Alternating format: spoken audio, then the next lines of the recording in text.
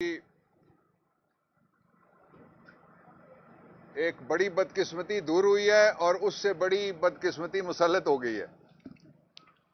जो बड़ी बदकिस्मती दूर हुई है वो जो 5 गैर आईनी हुकूमतें बैठी हुई थी वो उनके जाने वाली बात है, और उससे बड़ी जो बदकिस्मती मुसल्लत हुई है वो बैनुल-अक़वामी शोबाज बेकारी जो कहता है कि बेगर्स आर नॉट चूजर्स, और मांगता है पता नहीं कहां लगाता है कहां से ले जाता है।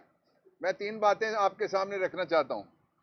एक तो ये है कि मैं मुतालबा करना चाहता हूं सारे रेलेवेंट क्वार्टर से कि जितनी भी ये गैर आईनी आर्टिकल 6 के मुल्जमों की और मुजरमों की जिन्होंने ओपनली आइन की तजलील और तौहीन और अमलन तनसीख एक तरह से की हुई है, जो केयर टेकर हुकूमत के जितने वज़राए आला हैं, उसका जो चीफ एग्जीक्यूटिव है और जितनी कैबिनेट्स हैं,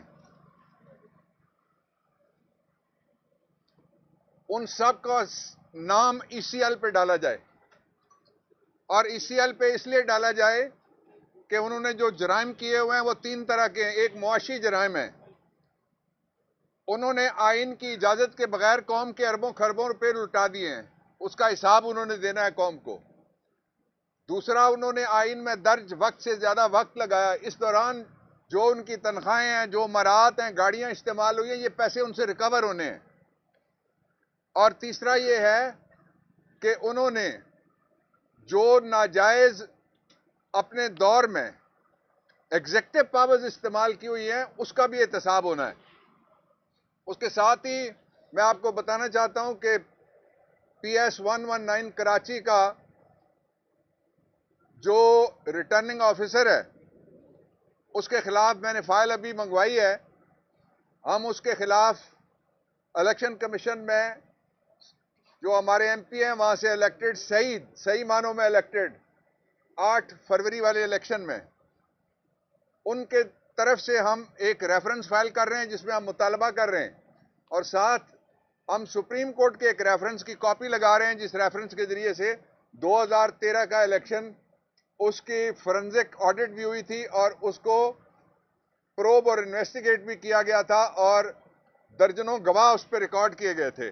वो रिलीफ हम मांगेंगे और वो कल, ये वो फाइनल रिपोर्ट है जो सुप्रीम कोर्ट ऑफ पाकिस्तान ने 2013 के इलेक्शन के लिए जारी की थी, और इसमें जो बैठे थे चीफ जस्टिस नासरुल मुल्क, जस्टिस अमीर हानी और जस्टिस एजाज अफजल खान।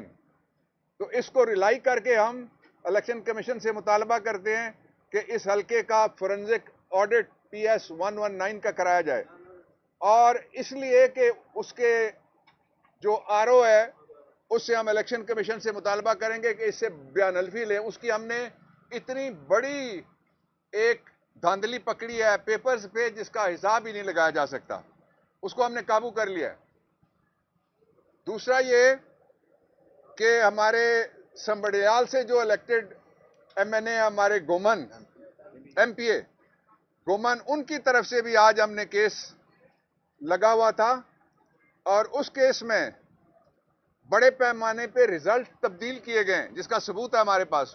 फॉर्म 45 और है और फॉर्म 48 और है।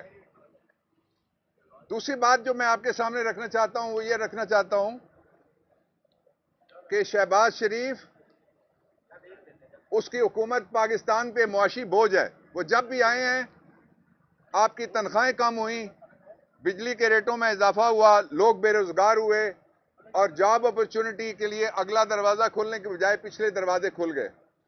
इसलिए मैं मुतालबा करता हूं कि इस चोरी के निज़ाम को ख़त्म किया जाए। लोगों के वोट की असल मानों में इज्जत यह है कि जिसको वोट मिला है उस वोट को, जिसके जरिए से वो मुंतखब हुआ है, उसको असेंबली में बिठाया जाए। आपको पता है जो पंजाब की वज़ीर आला है वो अपनी सीट हार गई, नवाज शरीफ अपनी सीट हार गया, मानसेरा वाली भी और लाहौर वाली भी। शहबाज शरीफ ने अपनी सीट हारी। हारे हुए लोगों को हल्फ देना ये आइन के साथ खिलवाड़ है, ये पाकिस्तान के साथ मजाक है। इसी के खिलाफ पूरे पाकिस्तान में एहतजाज हो रहा है।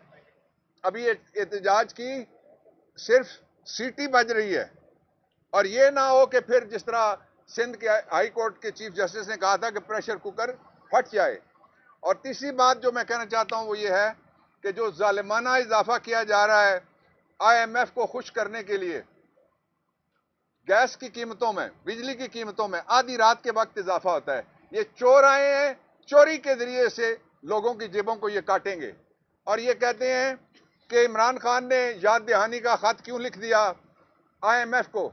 मुझे ये मैं सवाल करना चाहता हूं तुमसे, जवाब दो मुझे हुक्मरानों, कि तुम्हें दो जो किस्तें मिली हैं पहले वो कहां गई हैं?